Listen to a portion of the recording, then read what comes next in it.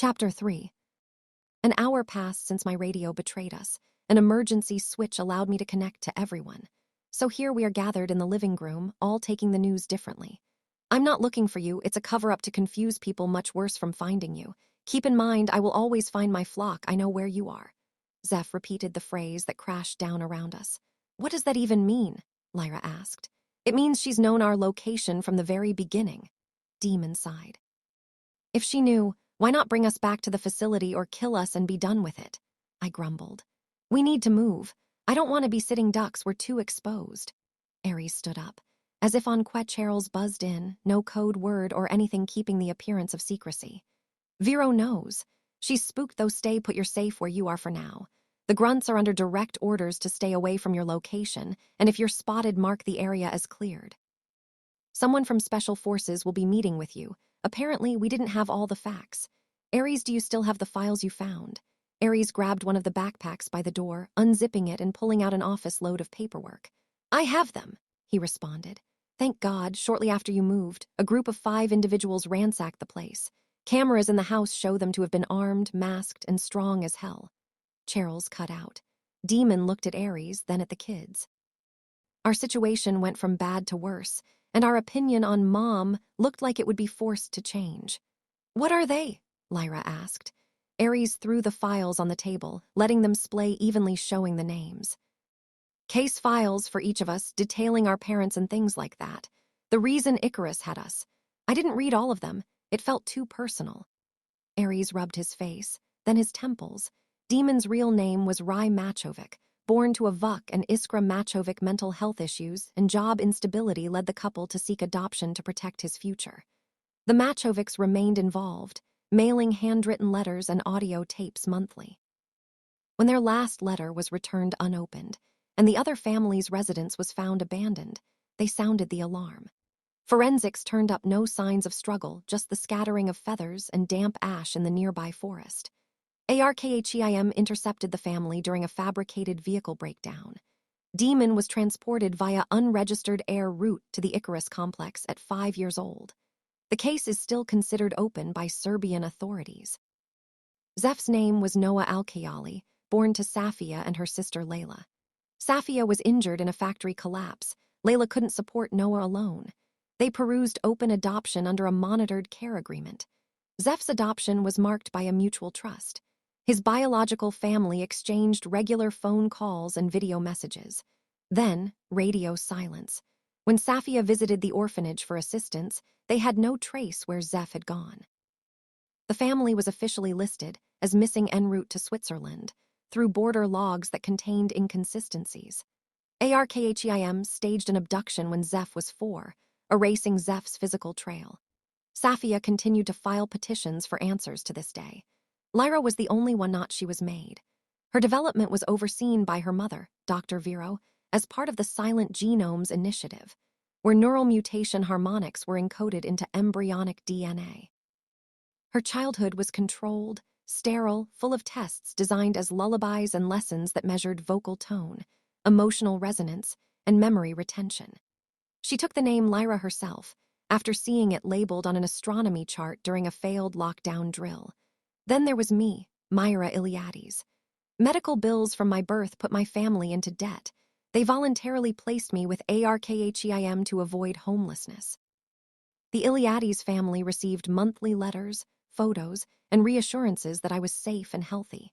The last update had me scheduled to move to a family in Cyprus, TX, but I had never arrived.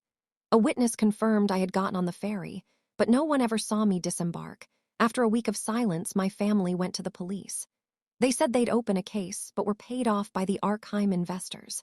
They started the testing on me when I was 2 years old. Lyra was the most distraught by the news. She'd been the one closest to Mom, but now everyone knew why. She sat trying to hold back tears, whispering that she wanted to talk to her mom. Zeph held her hand, also whispering little reassurances to her. Our families had all tried to find us. Some still are, but getting them involved would be dangerous, even if they could accept what we'd become. Why did you keep this from us? Zeph asked. Ares looked at his hands. They were shaking.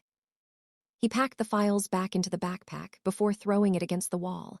We had families that loved us, but look at us now. We are mutants, freaks, Who will ever love us now? Who's gonna understand us?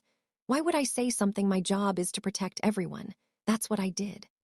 I walked outside alone, stretching my wings and letting the sun warm the feathers. I could feel my body wanting to cry, but I knew better than to dwell on the past. I pushed off the ground forcefully, catching the wind currents and staring into the distance. I didn't need Demon's gift to know something big was happening, but I didn't know what was coming. My phone rang in my back pocket, startling me for a moment. "Hello," I answered wearily. There was silence. Then the sound of heavy breathing click. The line disconnected, leaving a grating beep in my ear. I had no clue what that was. My flock's numbers were saved, and that one wasn't. Even Charles had demanded we save his number, so that there would be no mistakes made. I checked the number and it was blank. I figured out how to block it, then slid the phone in my pocket. I scanned the horizon, trees covering most of the distance to the sky. I focused on my surroundings before letting myself relax. I had the best vision and saw nothing concerning. I debated going a short distance out, but decided on the warmth of the roof. The quiet was peaceful, the location serene for a safe house.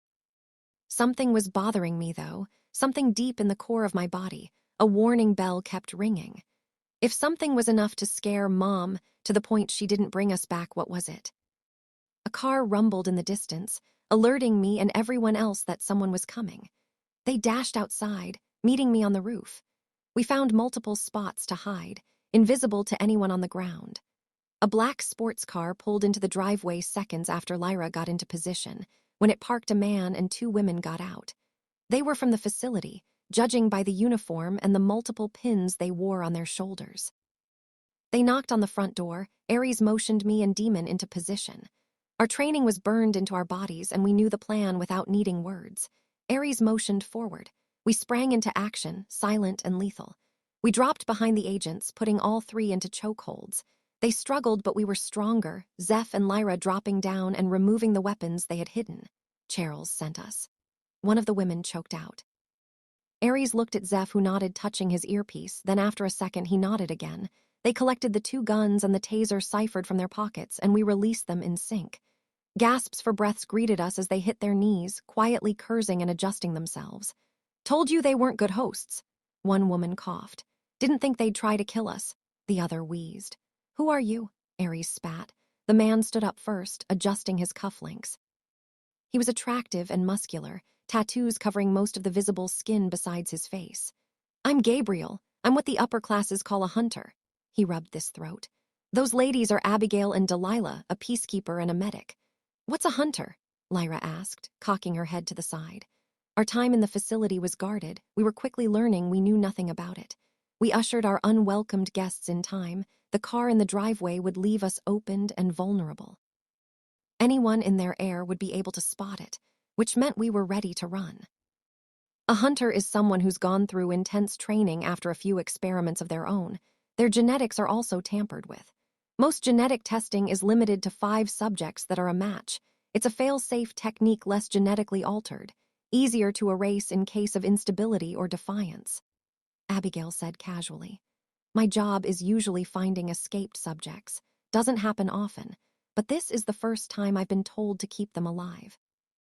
I also have more information for you guys, but that's gonna wait a while." Gabriel said, flopping onto the couch. I could see the tension in Ares and the scary calm of Demon. Lyra and Zeph were practically vibrating with excitement for reasons I didn't understand. I chose to keep quiet, keeping my face unreadable. "TH03, can I have a word with you in private?" Gabriel stood up after a couple of minutes. I momentarily felt like ice water had been thrown over me. "My name is Thessa Dushkanu," I growled. "My apologies. Thessa, can I have a word with you in private?" he replied. I gave him a short nod, following him to the closet bedroom. Ares was staring daggers into the back of my head, jaw clenched hard enough I could hear his teeth grind. I wasn't stupid, but considering Mom went out of her way to contact me first, something bigger was going on. "What do you want?" I grumble, leaning against the bed frame. An emotion crossed his face, but was gone before I could read it. There was something familiar about this man, but I couldn't place it. His pale blue eyes were cold and distant, and his body held the same tension all of ours did. "There's something you need to know. Dr. Vero specifically requested for you to keep it to yourself." He gave me a pointed look. "Project Hades took a special interest in Icarus a few years back. working closely with our branch as their interests were the same. They believed with our breakthroughs we could change the world for the better, turning humans into their own version of demigods. Our breakthrough on implanting avian genetics into human children caused quite the stir in our investors. Project Hades was never allowed access into Icarus, but some of the tech had been leaked, and they started their own experiment. While your group is the greatest success, there are others. I nodded, keeping my facial expressions neutral and my emotions hidden. I had known for a while there was other testing going on. The proof was scattered throughout the facility. Mutilated corpses, mutated bobbies kept asleep, and feral adults waiting on their execution day. If you looked hard enough, the evidence was everywhere to those who paid attention. What was new to me, though, was that there were other people funding their activities. So, Project Hades is who Vero is so afraid of? I asked. No, we actually aren't sure who is. Hades only ever knew that was had a successful batch of subjects, which was compiled in the damaged patients and the feral ones. They never actually knew of your personal existence. However, in the initial hours of your escape, we noticed a small group of soldiers heading in our direction. We tapped into their communications pretty easily. They were looking for demons specifically. Even if your existence was leaked, it would have been TH-01 they were looking for. Your chosen names were never mentioned in the case files we kept, meaning someone was sold the information or was threatened. You probably have some built-up resentment for the company, which is justified, but this runs deeper than you think. He watched me carefully, but I gave him nothing to go on. We work with government officials, crime lords, and the elite businessmen of the world. These people can do whatever they want, and having a toy that doesn't break one that is lethal is in high demand. His eyes never left mine. An uneasy feeling crept into my stomach. This room felt too small, and I felt exposed. Demon was the target, but what didn't make sense was why. He was the most problematic. His experiment made him more instinct than human at times. He burnt down a section of his floor during the escape, just because he could almost jeopardizing the rest of the mission. He was still human enough, but his skills and abilities topped ours. My eyes flicked to the bruises on my thighs, perfect replicas of his fingertips from when he pushed off me to stand up the other day. So why are you telling me this? Ares is the leader here. I narrowed my eyes at him. I didn't like the position I was being put in. Secrets were dangerous in a group trying to survive. Instinct kicked in as my body moved, dodging the fist coming directly at my face. I'd lost my focus, and now I was being attacked. He made no indication he was about to be violent, or I could have had more of a warning to move. I let the low hum of my power leave my throat for the first time in days. He stopped moving, instantly paralyzed by the tone. I changed pitch slightly, lowering an octave, bringing him to knees. Demon wasn't the only one with a strong power. We all had one in our own way. Ares leads by immense brute strength, and he's smart enough to manage 5 other wild cards. Lyra is spoiled and thinks the world owes her something. She would never make a leader who wouldn't get everyone killed. Zeph has promise, but he's immature and needs guidance. Demon acts on a whim. His ability to see ahead is useless. The future changes every time a decision does. You are the only one of them that has complete control of your power, as you just proved. I let the vibrations leave my throat, releasing him from the hold. I had known for a while what he'd said was the truth, but no one had ever said it out loud. Okay, you might be right, but the question remains the same. Why me? Because you have no loyalty to the organization, or your flock. He smiled. I froze. You have always done what was best for yourself, during training, during the escape, even after you landed here. Vero has no doubts you wouldn't leave the group to save your own life, which right now is the best way to be. He narrowed his eyes at me. I returned the favor, crossing my arms in front of my chest. Again, he was right. I consider our group to be my friends. I would fight for them, but I wouldn't die for them. It had always been an unsaid thing. I could lead this team and keep everyone alive. But I want. As selfish and horrible that sounds, if they are dumb enough to lose a fight, then they are a bigger risk than they're worth. What about you? You've been altered, right? What exactly are you? I spat. This man has been arrogant since he got here, and it was starting to piss me off. My team had been just on the other side of the wall, and he was here talking about my loyalty when they could definitely hear it if they wanted to. We have excellent hearing. His mouth turned up into a smirk, and a wild glint appeared in his eyes. He put his hands behind his head, staring down at me for a moment. The familiar sound of wings unfurling caught me by surprise, then the appearance of them struck me next. He had large white wings, spotted with a tawny brown, but a silent acknowledgement was made. Predator to predator. He wasn't combined with an owl, he was a hawk. I took a step away as he tucked them, leaving them visible behind his back. There is something unsaid in the animal kingdom. Someone who's on top for some is on the bottom for others. Owls dominate the night. Silent flight and laser vision makes for the perfect nocturnal killer. During the day, though, they are weak and sleeping. Hawks have been known to target owls, using speed and force to take them down. I'm crossed with a ferruginous hawk, as are the other 4 in my flock. We were made to take care of you guys, in case something like this happened, he said casually. I followed him in, unfurling my wings, leaving them open as a sign of respect. He arched his brow at me but came forward anyway. You have a rare coloration, it's impressive. His fingers were surprisingly gentle as he stroked my left flight feather, spending extra time where the silver met the navy. Now, let's talk business. So far, to our knowledge, Hades has made 5 other species: wolves, panther, bat, chameleon, and sturgeon. Besides the avian groups, the others are particularly hard to make. So wolves had 3, panthers have 4, and the rest have only the 1. Icarus numbers are done being produced for now. No more will be created while this threat looms over us. Although your group isn't the only ones to be walking around now, we have reason to believe more of the subjects have escaped. His tone shifted. My mouth fell open. Chapter 4. Trigger warning.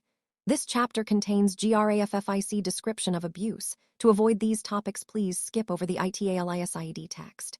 It is important to the story. We got the news together that the 3 were going to be staying with us. Ares reacted strangely about it. His eyes hadn't left the woman called Dalia, his body language letting me know that he knew the lady. She never spoke after entering the house, just sat there quietly with her hands in her lap. Our guests were strange in their own way, seeming to take up more of the room than necessary. Gabriel never showed his wings again, keeping it from everyone else. He was having a hushed conversation with Demon, who looked at us now with worry. I assumed he was being told about the target being placed on him, and the thought of leaving to protect everyone was evident on his face. He wouldn't, though. This was the closest thing to a family he had, and selfishly, he couldn't let go of that. Lyra and Zeph had gone to their room a while ago, probably as mentally drained as I was. I needed some air. The extra bodies in the house made things feel suffocated. I settled for the back patio. It had a large, blooming garden. I took a few calming breaths, thinking about the information I had received today. There were others like us, not genetically, but not fully human either. I wondered what their stories were, if they were treated as poorly as we had been. I smiled to myself, my brain telling me they were like the vampires and werewolves I used to read about. Probably not, but humor was the best medicine. My thoughts were broken by the sliding glass door opening, Abigail sitting in the chair across from me. I refused to look at her, not wanting to talk to anyone anymore. You know, she started but stopped when I raised my hand. She scrunched her face in confusion but waited all the same. I don't want to talk about the situation anymore. I'm tired of all the new information on how fucked we are. I grumbled. She laughed, catching me off guard.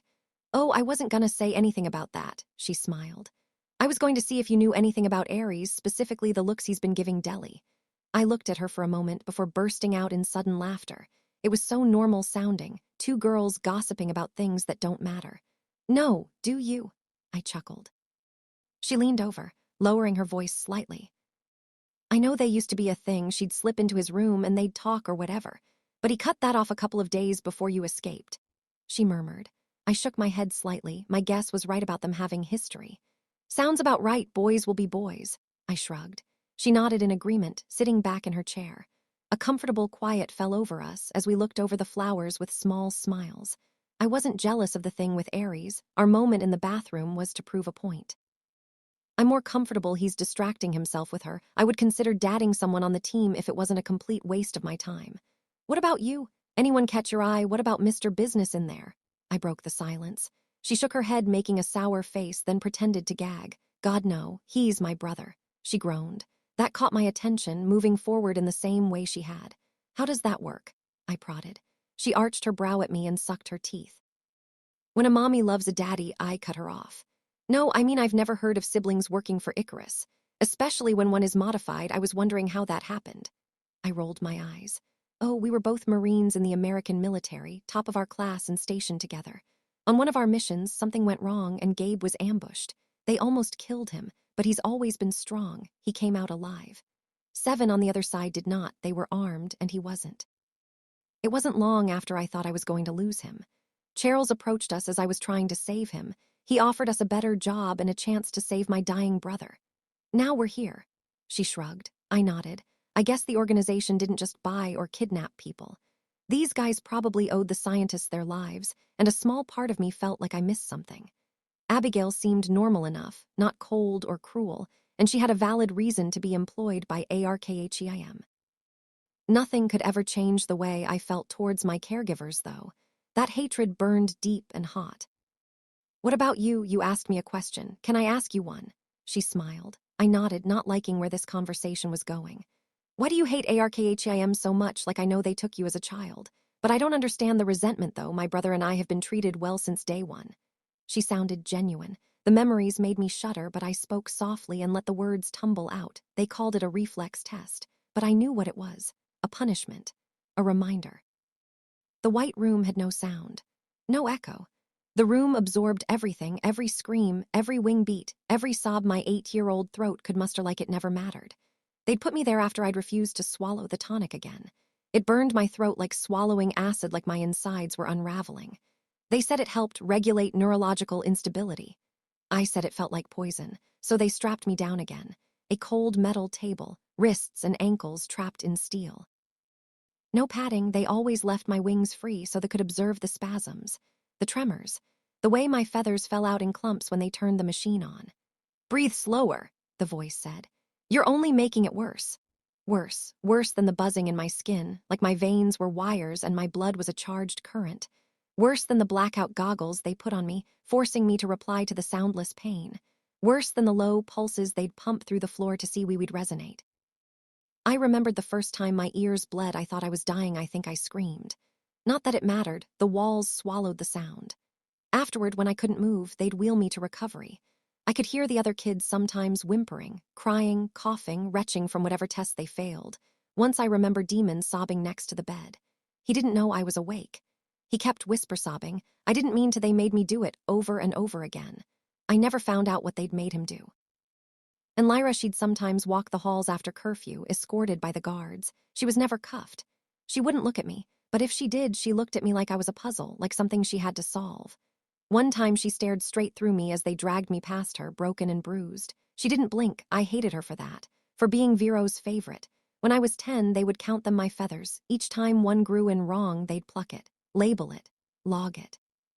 Subject TH03 displays inconsistent asymmetry in left primaries. Reinforcement therapy advised. I didn't know what that meant at the first, then the reinforcements came.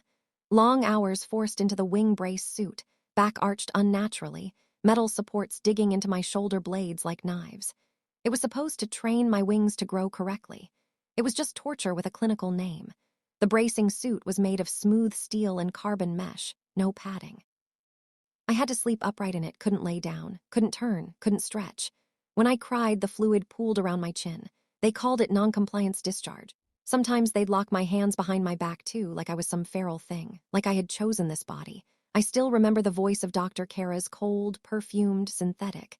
If you want to be useful, you must learn precision. Imperfect wings will be clipped. Clipped. She said it like a threat and a promise. I remember staring into the two-way mirror they used to observe us. I'd pretend it was a window instead. That someone, my real mother maybe, was watching from the other side, that she'd scream or break the glass so she could storm in and save me.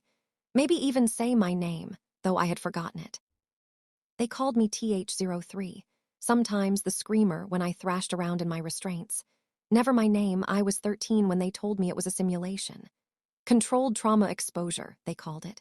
A predictive conditioning trial for high-stress neural response. I knew what it meant by then. It meant pain. It meant punishment. But they said it would be vital and non-invasive. No harm done. I believed them. That was my mistake. They didn't strap me to the table this time. I remember that detail too well. I thought that meant I was safe. Instead, they used a sedative gas, sweet-smelling, subtle. I woke up in the room, only something was wrong. My wings wouldn't move. At first, I thought they were just numb, like after bracing sessions when blood flow stopped and my feathers felt like stone. I tried to sit up. Pain shot down my spine. White hot, electric, my mouth opened but no sound came out. I think I bit my tongue, I tasted blood, then I turned my head and I saw them on the table, laid out. Still twitching, my wings, they hadn't simulated it. They'd done it. They cut them off, they took everything, not just flight me. My identity, my defense, my power, my defiance. The monitors recorded every neural flare, every spike in my vitals, as I howled and clawed at the floor, unable to stand up. I think I passed out more than once, but they waited until I was lucid again to speak. Dr. Vero stood over me that time, not a message or a projection, her. Don't mourn what was never yours. Your wings were a gift, conditional, temporary. She knelt down beside me, brushed blood, matted hair from my face. I tried to spit on her but didn't have the strength. I hated her with every cell in my body. They left me like that for 5 days, wingless, helpless, on my belly in an observation cage. Too weak to sit up, too broken to scream anymore. Other subjects passed the cage, no one met my eyes. On the 6th day they returned my wings, regrown, synthetic, renatured, feathers that felt wrong, heavier, stiffer, still healing, still bleeding at the joints. They said I was reclaiming function as a sign of my resilience and improved behavior. Then I woke up, visions gone and test complete. But I knew what it was, a warning. They could actually take them whenever they wanted, anytime, if I disobeyed, if I dared to. I forced myself to stop talking, forcing the other memories that wanted to surface to the back of my mind. It took me a moment of calming breaths to realize the crowd that had accumulated. Ares, Gabriel, Lyra, Zeph, and Abigail were all staring at me. Abigail's look of horror was covered in silent tears, mimicking the same expression that rested on everyone else's. Ares made the rule, no talking about trauma, no dwelling in the past. Emotion had a way of getting in the way of our jobs, taking over for the logic in our decisions. Thessa, Lyra choked. I wasn't waiting to hear the rest. I bolted off the porch and into the sky. Tears now overtaking my vision, almost the entire flock now knew some of the torture I went through. Not all of it, but enough that I couldn't look at them. Didn't want them to look at me. I was still close enough to hear the panic below me, but I didn't care, I needed space. I flew for about an hour crying and screaming, until I found a tall, stable tree to rest in. I had some understanding that I wasn't the only one who held memories like that. I didn't think I was special or even needed comfort from my team, not even validation. We were all broken in our own ways, but I knew from their faces their time in the Icarus compound was less traumatic. Hatred burned in my stomach between shuddering breaths, between the sobs I muted in my sleeve. I hated how open I felt, raw and terrified of how I'd be seen. Hated how I could heal others with a song but still felt shattered and afraid. Unable to heal myself, no matter how loud I shouted. I don't know how long I had sat there, holding my hands above my head trying to breathe. It was long enough for the sun to start setting, bathing me in orange gold light. I heard the flap of wings before seeing him, letting me know it wasn't someone from my flock. We are silent when our wings carry us. Gabriel landed in the tree next to mine, sitting down with his back against the bark, facing me. Go away, I muttered miserably. He didn't. He sat there quietly, watching me and the setting sun. We sat like that for a while in the quiet, fatting light that felt like a chapter closing. Over the valley, draped in the sun, there lay a river where all memory runs. The sand is eroded, the grass grown long. Throw a coin to the bottom when hope is all gone. He sang the words quietly.